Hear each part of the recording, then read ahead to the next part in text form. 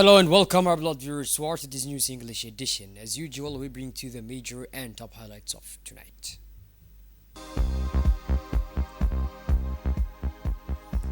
The head of state chairs the work of the 18th session of the Council of Ministers.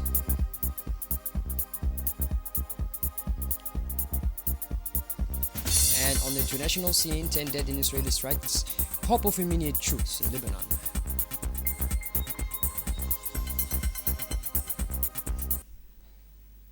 Those were the major and top highlights. Welcome back to our newsroom, our blood viewers. Under the presidency of the head of state, His Excellency Mr. Ismail Omar Guelleh, was held the 18th meeting of the Council of Ministers today on Tuesday, 26th of November 2024. Several issues were on the agenda. Let's listen.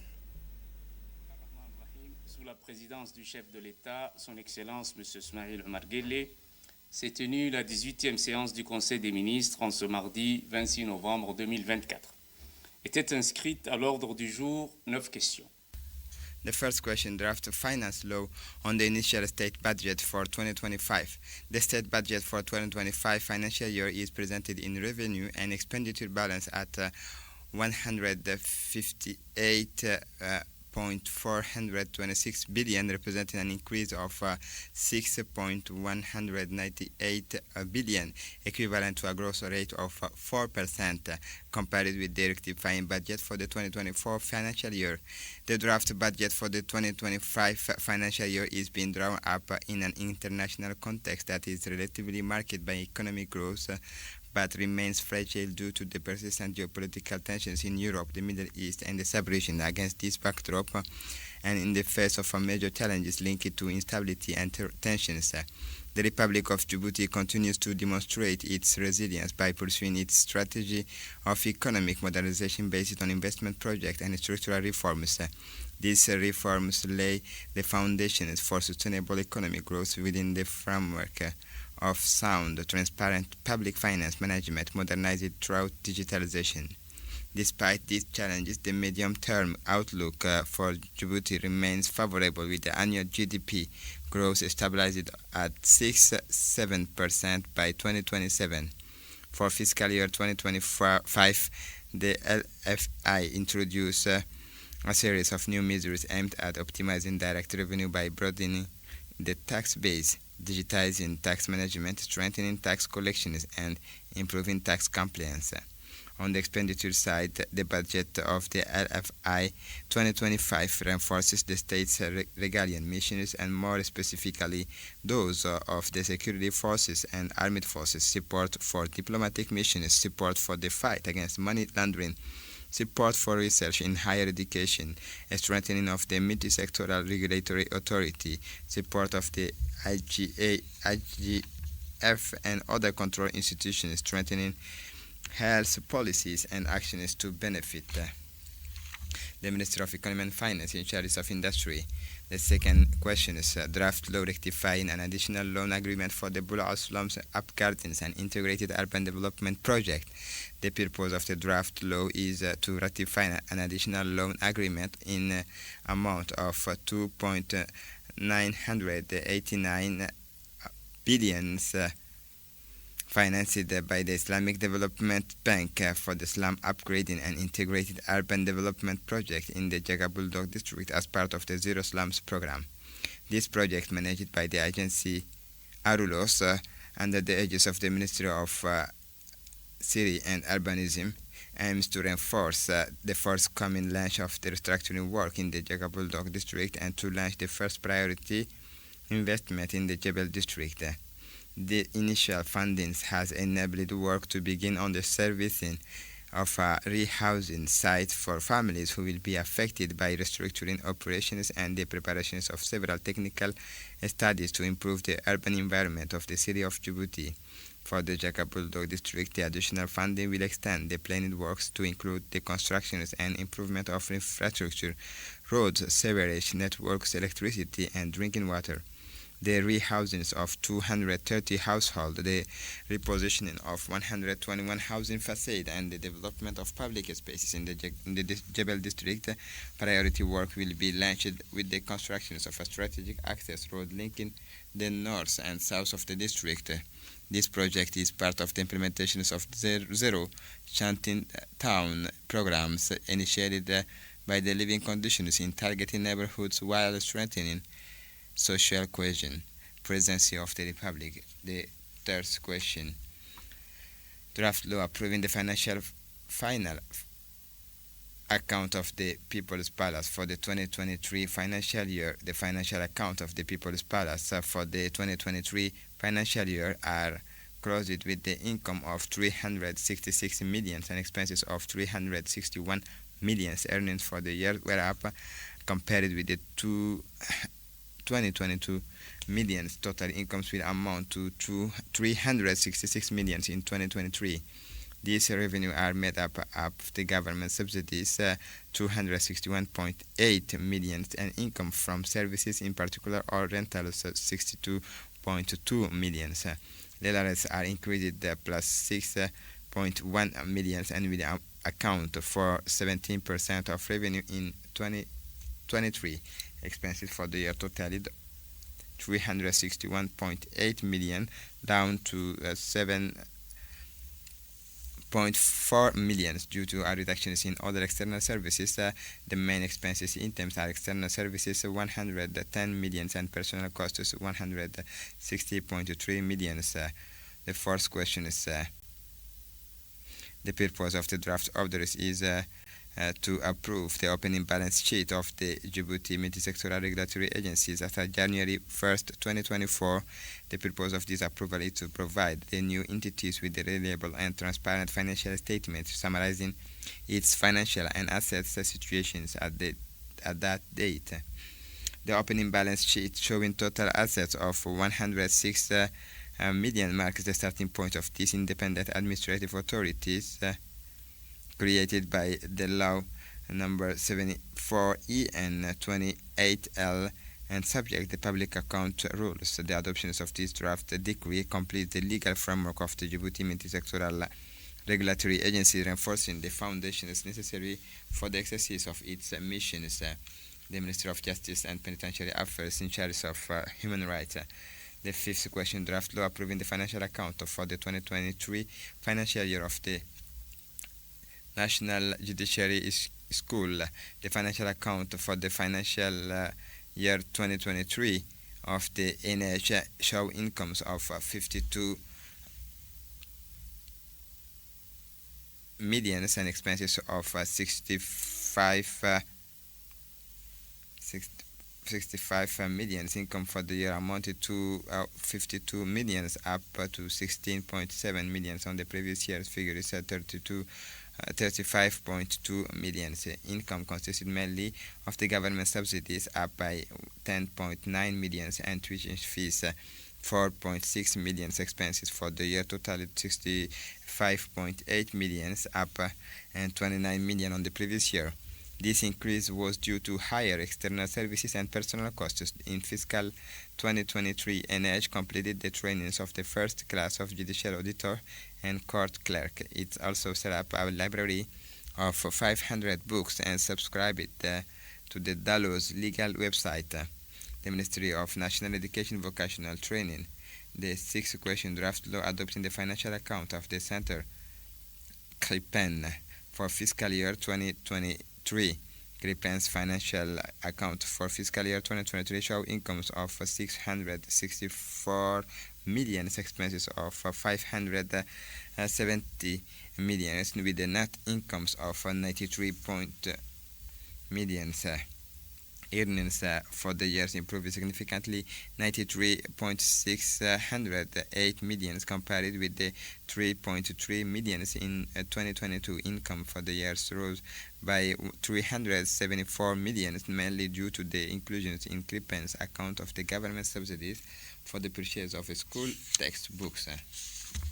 The expenses for the year also rose sharply, plus 278 million from 289.177 million in 2022 to 567 million in 2023. The main expenses items are personal costs, which rise from 165.5 million in 2022 to 38.8 million in 2023 are largely attributable to the author's bonuses paid to the designers of the 2022 manuals. In 2023, Cripens invested 24.53 million in technical installations, office equipment, and IT.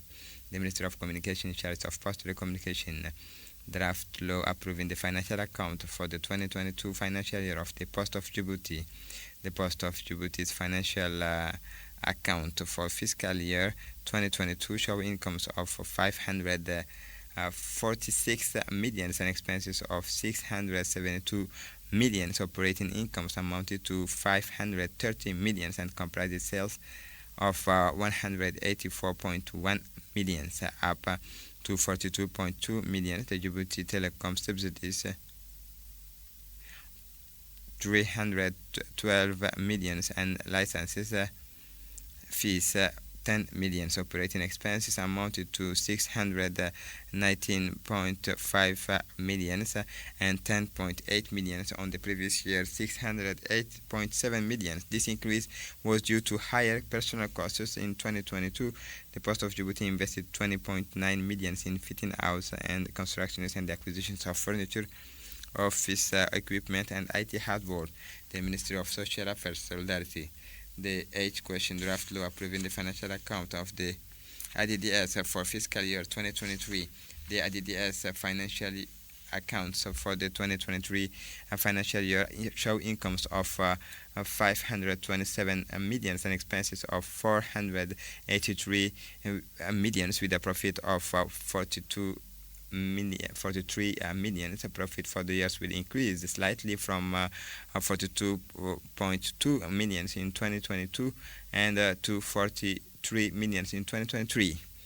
Incomes for the amounted to 527.3 million, consisting mainly of the government subsidies, 396.6 million, and incomes from project terminations, 88.8 million. Revenue was down 13.4% on the previous year. Expenses for the year came to 483.3 million, including 463.6 million in operating expenses, down on the 2022. The main expenses items are personal costs 275 million, purchases 41.1 million, and other operating expenses 98 million. IDDS has focused on accelerating the executions of infrastructure projects, regularly monitoring work sites. More than 70 structures have been built and completed throughout the country, strengthening proximity with the beneficiary communities. Investment in 2023 will amount to 1.545 billion and will involve the implementation of projects such as the development response to the impact of displacement in the Horn of Africa project, the integrated urban development project 2, and the project to support the constructions of socio-economic infrastructure and the promotions of economic activities in the regions. The State Secretariat for Investment and the Development of Private Sector. The 9th question, the project for the fiscal account of 2019, 2020, 2021, 2022, and 2023 of the ANPI. The ANPI's 2023 financial statement show incomes of 206 million, expenses of 199 million, with a profit of 7.5 million. Earning for the 2023 financial year were in surplus of plus 7.5 million, a clear improvement on the previous year, 28.4 million. Income for the years amounted to 206 million, up 61.2 million on the previous year, 145.6 million. They were mainly made up of services and the government subsidies, which increased by 17 million and 29.3 million respectively. Expenses for the year amounted to 199.3 million, up on the previous year. The main expense items were other purchases, external expenses, and personal costs. The Council of Ministers also cleared and approved and paid financial account for prior years from 2019-2022. Communication: the Minister of Justice and Penitentiary Affairs in charge of human rights made up an official visit to Mozambique from October 31 to November 1st, 2024, as a special envoy of the President of the Republic, His Excellency Ismail Omar Guelleh. The purpose of this mission was to promote the candidacy of His Excellency Mahmoud Ali Yusuf, Minister of Foreign Affairs and International Cooperation, for the post of Chairman of the African Union Commission. The Minister also reported on his bilateral meetings with his Cuban counterpart, Mr. Oscar Manuel Silveira Martinez, Minister of Justice of the Republic of Cuba, during his visit to Havana from November 22 to 24, 2024. The meeting led to the signing of a framework agreement paving the way for enhanced and diversified judicial cooperation between the two countries. The Minister of Economy and Finance in charge of Industry reported on his mission to Riyadh and Doha from November 16 to 18, 2024. In Riyadh, the Minister took part in the closing of a GAFIMON evaluations of the fight against financial crime, and from November 19 to 21 in Doha, the Minister also took part in the Arab Economic Summit devoted to small and medium enterprises in Doha, Qatar. The Minister of Foreign Affairs and International Cooperation government spokesman presented a report on the 6 sessions of the Djibouti-Saudi Joint Commission held in Riyadh, Saudi Arabia on November 18 and 19, 2024. He also shared the conclusions of his participation in the extraordinary Arab Islamic Summit held in Riyadh on November 11, 2024. The Minister of Interior reported on the 39th GAFIMON plenary, marking the close of the first phase of mutual evaluation began in April 2023. He also shared the results of his participation in the 75th sessions of the Executive Committee of the United Nations High Commissioner for Refugees, held in Geneva from October 14 to 18, 2024, as well as the Milipol Qatar International Exhibition on Homeland Security held in Doha from October 29 to 31, 2024. The Minister of National Education, Vocational Training reported on his working visit to China from November 13 to 23, 2024. Discussion is focused on the strengthening bilateral relations between Djibouti and the People's Republic of China. The Minister of Agriculture, Water, Fishery Resources and Livestock reported on his participation in the World Without Hunger conference held in Addis Ababa, Ethiopia from November 5 to 7, 2024. The Minister of Infrastructure and Equipment reported on his participation in the Civil Aviation Leader programs held in Dubai, United Arab Emirates from November 17 to 21, 2024. The Minister of Environment and Sustainable Development took part in the 29th Conference of the Parties to the United Nations Framework Conventions on Climate Change held in Baku, Azerbaijan from November 11 to 2024. The Minister of City and Urban Planning and Housing reported on her participation on the 12th World Urban Forum held in Cairo, Egypt from November 4 to 8, 2024. The President of the Republic, His Excellency Mr. Ismail Omar Guelleh, paid a vibrant tribute to the memory of the late Muhammad Ali Shakir, the former director of Djibouti State Protocol, who passed away on Monday. The late Muhammad Ali Shakir undoubtedly left his mark on the history of the public administration, said President Guelleh. In particular, he served with devotion and loyalty. The President of our country and father of the Djiboutian nation, the late Hassan Guled Abtidon, for whom he was uninterruptedly his director of protocol, before occupying the same functions after my election to the Supreme Magistracy of our country, recalled President Ismail Omar Guelleh. A great clerk of the state, he gave a taste for work well done to entire generations in our country, he added. Demanding and rigorous, he was nevertheless far from heartless. He continued, praising the late former public officials' aptitude for friendship and loyalty. May God welcome him into his eternal paradise, implored the President of the Republic, expressing his sadness, condolence to the family and close friends of the late head of a large family, the late Muhammad Ali Shakir, was a well known and much loved figure among Djiboutians. He breathed his last on Monday, having retired several years ago. Inna lillah wa inna ilayhi raji'un. Within the framework of the historical and secular relations existing between the Republic of Djibouti and the sister Arab Republic of Egypt, the President of the National Assembly, Mr. Deleta Mohamed Deleta, paid an official visit to Egypt at the invitation of Mr. Abdul Wahab Abdul Razak, President of the Egyptian Senate, from November 24 to 29. The President of the National Assembly was accompanied by a parliamentary delegation including Parliament members Ibrahim Ahmed Abdo, Mohamed Hassan Farah, and Arab Affairs Advisor Ali Amdan Abdo. Placed under the banner of strengthening frontier relations and cooperation, this working visit is of particular importance, helping to consolidate and promote the already excellent relations of friendship and cooperation between our two brotherly countries, and particularly between our two parliamentary institutions. As part of the 6th National Disability Week, the National Agency for Disabled Persons, in collaboration with the Ministry of Education and Vocational Training, organized an awareness-raising workshop on an anti-harassment in schools this morning at the Djibouti State High School. The awareness-raising workshop was co-chaired by the Ministry of National Education and Vocational Training, Mr. Mustafa Mohamed Mahmoud, and the General Director of the National Agency for Disabled Persons, Mr. Douale Saeed Mahmoud, and was attended by senior MENFOB staff and NPH officials. The workshop brought together students, teachers, and specialists to discuss the importance of combating all forms of harassment in schools. The workshop raised awareness of different types of harassment, whether physical, verbal, or psychological, and explored prevention and management strategies for a more inclusive and respectful school climate. Discussions also focused on the impact of harassment on well-being and success, as well as ways to support victims and involve the school community in this fight. The workshop also highlighted the importance of caring, listening, and getting everyone involved in creating a school environment where everyone feels respected and protected.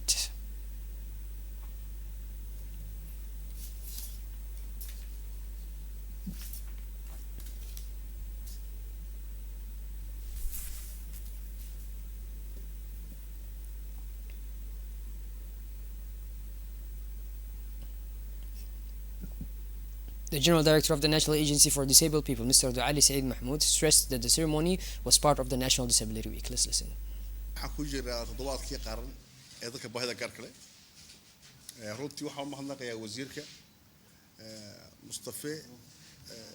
The Director General of the National Agency for Disabled People, Mr. Douale Saeed Mohammed, underlined that the ceremony is part of the National Disability Week. Director Douale warmly thanked the Minister of National Education and Vocational Training. This workshop, he said, took place at the Lycée d'État and consisted of an awareness workshop on anti-harassment in schools. The Ministry of Education, he said, is very important to us, especially for people with disabilities, because they need knowledge. Currently, 70% of people with disabilities in Djibouti are illiterate, but they are too old. ANPH is currently implementing a plan related to vocational training led by the Ministry of Education. In Djibouti, there is a special school for people with special needs taught by specialized and qualified teachers. The main objective of the ANPH is that every child has an access to quality education. We also want to conduct various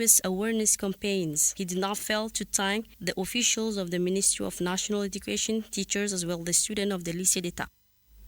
As part of the 6th National Disability Week, the National Agency for People with Disabilities, ANPH, in collaboration with the University Hospital Center, organized a ceremony this morning to inaugurate the Orthopedic Fitting and Rehabilitation Center of the Sheikh Hospital in Bilbala.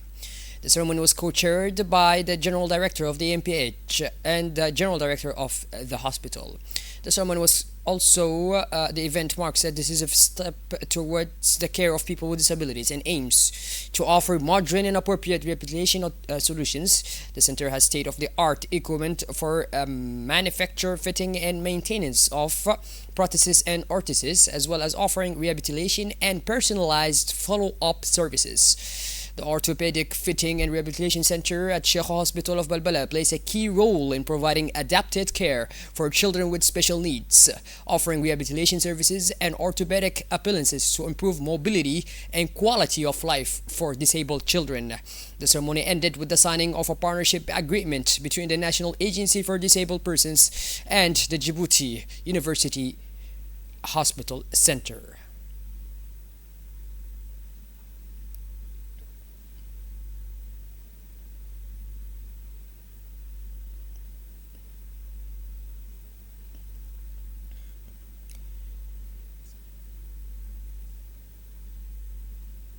The Secretary of State in charge of investment and private sector development of the Republic of Djibouti, Mrs. Safia Mohammed Ali Gadeli, had paid an official working visit to Saudi Arabia, Riyadh, at the invitation of the Saudi Minister of Investment, Mr. Khalid bin Abdul Aziz Al Falih.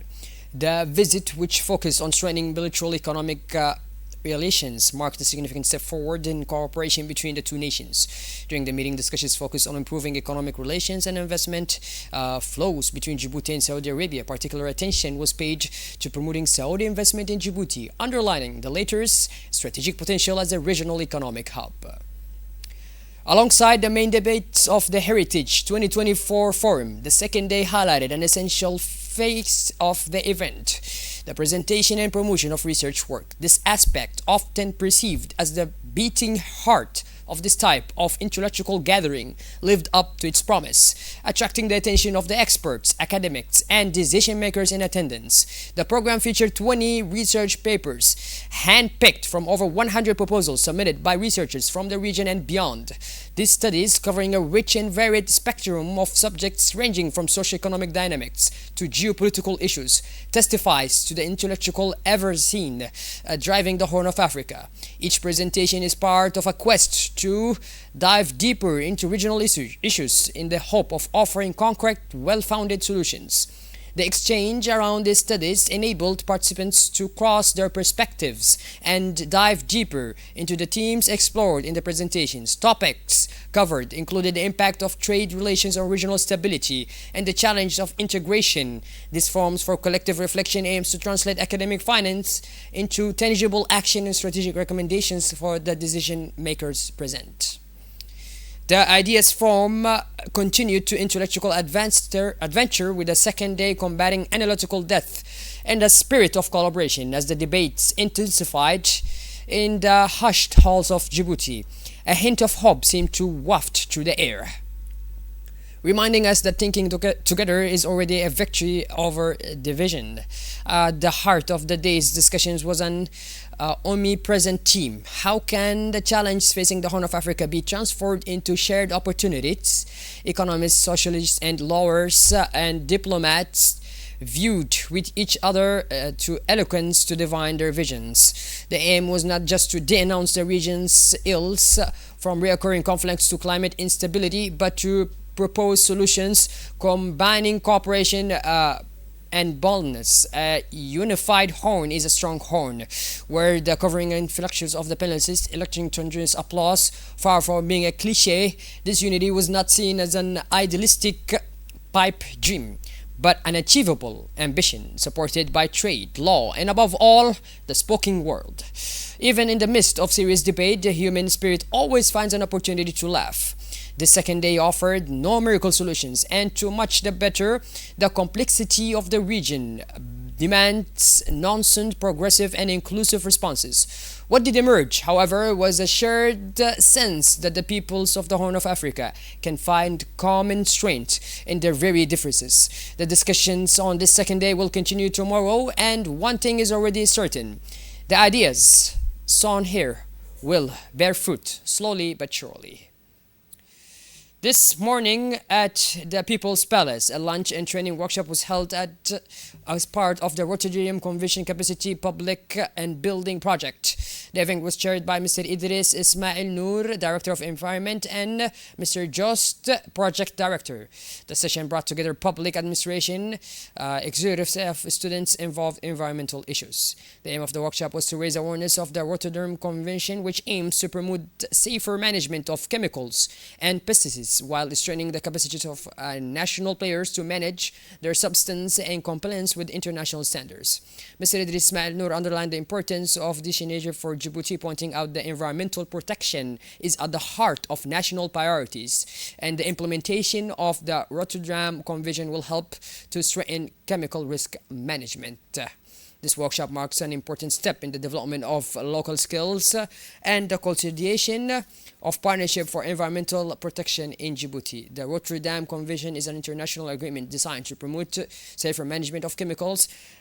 It enables participating countries to share information on hazardous chemicals and ensure that they are handled safely.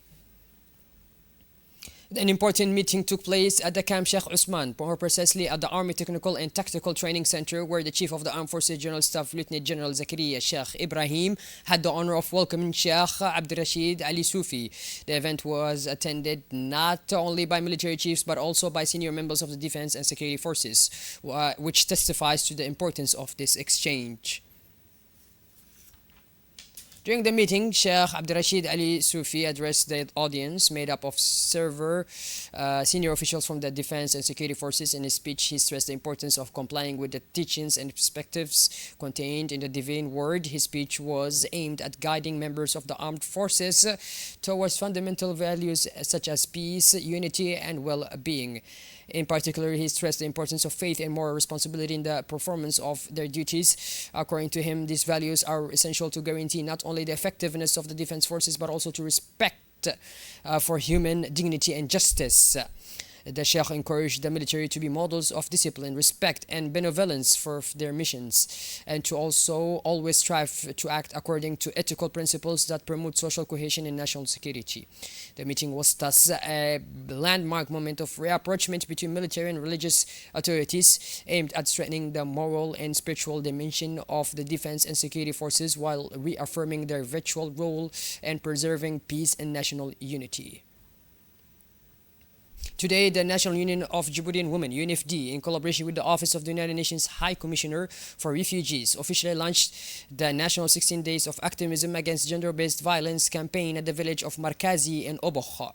Several key figures took the floor on this occasion, including Mrs. Fatouma Musa, General Secretary of the UNFD, the Coordinator of the United Nations System, the Prefect of the Obokh Region, the President of the Obokh Region Council, the Obokh Parliament members, the UNHCR representative, the ONARS representative, and the 3 representatives of the Djibouti refugee camps. The speeches emphasized the importance of combating violence against women and girls while stressing the need to active collaboration to promote women's empowerment and certain local initiatives. One of the highlights of the day was the provision of certificates to the communities in recognition of their commitment and active role in transforming their communities. This campaign demonstrates the commitment of the UNFD and its partners to building an inclusive society where the rights of women and girls are fully respected, protected, and valued.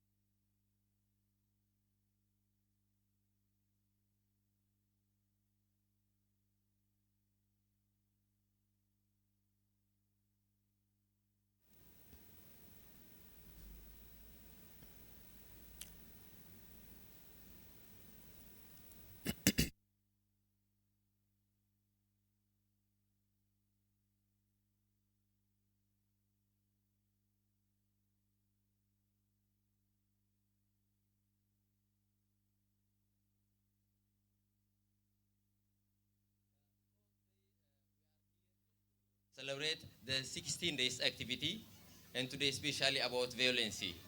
So today here we are just against any form of violence against women, because we know that women, they are not only mothers and sisters, even in the future they are our leaders. So just we have to fight for the violence. That's why this 16 days activity, especially NFD and UNHCR, they are working on it, and we have seen a lot of changes because of that. But still it needs a lot of effort, because it's not enough. because it needs more advocation, even awareness. There is a change, but it's not enough. So we have to fight for these things. Please stop violence. Thank you. Shifting gears to the international scene now in Lebanon, the dead in Israeli strikes, hope of truce imminent. Let's listen for more details with Aisha Abdullahi. 10 people were killed in a new wave of Israeli airstrikes in southern Lebanon on Wednesday, according to Lebanese media. Israeli warplanes struck the border town of Marakin, leaving 3 people dead, the state news agency. The strike came shortly after the Israeli army issues immediate evacuation orders for the residents in several areas in the town. 2 people were killed, lost their lives in another airstrike in Mayfadun town in Nabatieh district. Nearly 2,500 people have been killed and more than 11,800 injured in an Israeli airstrike since October last year, according to the Lebanese health authorities. Monkeypox. The World Health Organization has decided to maintain its maximum alert. Again, Aisha Abdullah with more details. Mpox outbreak continues to represent a public health emergency according to the World Health Organization. The WHO first declared the emergency in August when an outbreak of a new form of Mpox spread for the badly hit Democratic Republic of Congo to the neighboring countries. The WHO had convened a meeting of its emergency committee and agreeing with its advice, the WHO Director General has determined that the upsurge of Mpox continues to constitute a public health emergency of international. Well, by this, our blood viewers, we finally conclude this edition. Thank you for being with us, and make sure to tune in later as usual for more. Have a wonderful evening and take care.